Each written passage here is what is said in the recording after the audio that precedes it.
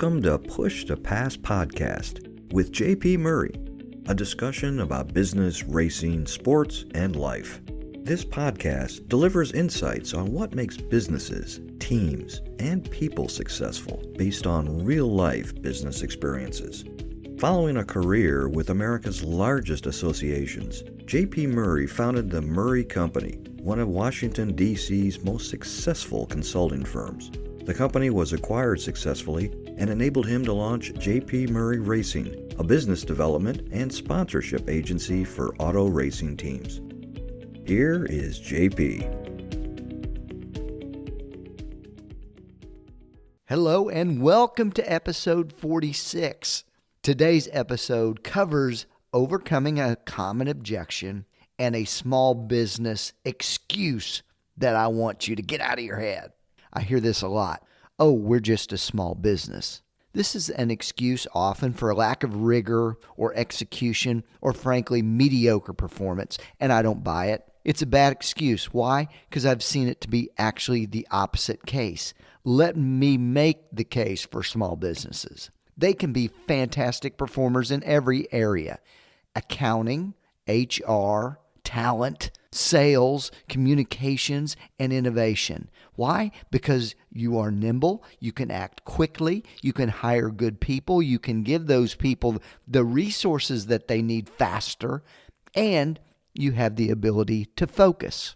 Small businesses can beat the large ones. Now, I think that there was a case at some point in time where there were disadvantages in scalability, and that could still happen. Access to capital, maybe the expansion into more geographic markets. And previously, there was a possibility that pay and benefits were less competitive than at large businesses. But in a world where we value flexibility, and where that is a premium, then small businesses are very competitive. We adapted to a remote workforce much quicker, we can act faster, and we can give our employees and our team members more flexibility, and I think they value that more than just the pay and the benefits. Because that is a benefit, by the way. So demand from yourself to be the best in the business regardless of the head count. Run around the large bloated competition. Be a guerrilla business, speed, better, faster. I totally believe that small business is an advantage over the larger because I've done it and I know it's true. This has everything to do with your standards rather than how big your operation is. Oftentimes when we hear, oh, we're just a small business, it means their standard of operation in that area is less than, and it needs to be better. Let me talk about the next topic today. And it's frankly a common objection that we get in the sales area. No thanks, I've tried that before. It's an absurd objection if you think about it, and we hear it a lot, but we hear objections more than once because they tend to work and it gets the salesperson to move on or say, oh, okay, I understand. But when a prospect tells you this, they lack new or different information to change. For racing sponsorships, I'm going to give you a perspective. Oh, we've tried motorsports before. Here would be my response. Well, hey, I understand. And it sounds like at one time you thought this had potential. What if I gave you new information specifically about our team and how we execute or how we can help achieve your marketing goals? Would you be willing to listen to me? So I want to change their frame of reference. Often in these situations, the prospect didn't really activate very well. They put their logo on a car and they didn't get results, and they blame motorsports for that and won't try it again. So what I need to do is introduce new information. What I've seen can truly activate a program. So I'll do something like this. Hey, in social media, we just ran a program and an activation where we had nearly 1 million engagements over 2 weeks. In person, we had immersive experience where employees and members could visit the driver, have a meet and greet, go to pit lane, take pictures of the car, get their picture with the brand, race car in this circumstance.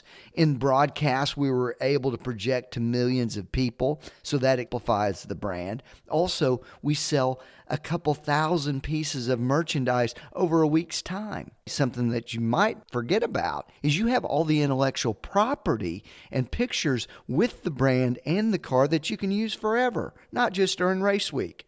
And finally, this is just what the race team does. This doesn't include your own efforts that we can collaborate with to optimize the partnership.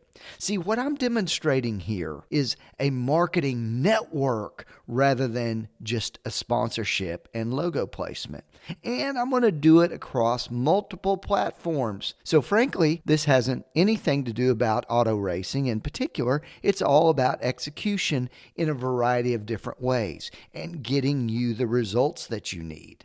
See, this is a different way to structure that objection of, oh, I've tried it before. You got to frame it. You've got to acknowledge that, hey, at one time you thought it would be valuable. What if we reposition this for you? And this would apply not only in motorsports, but any other platform that you're offering to that sponsor or the business partner. Hey, I hope these things are helpful to you. Small businesses, you can be number one, and you can do it by overcoming objections that you hear often. But you got to reframe it to do that.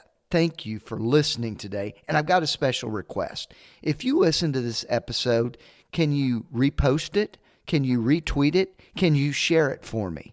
I would value that tremendously. Can't wait to speak with you next week on the Push to Pass podcast with JP Murray.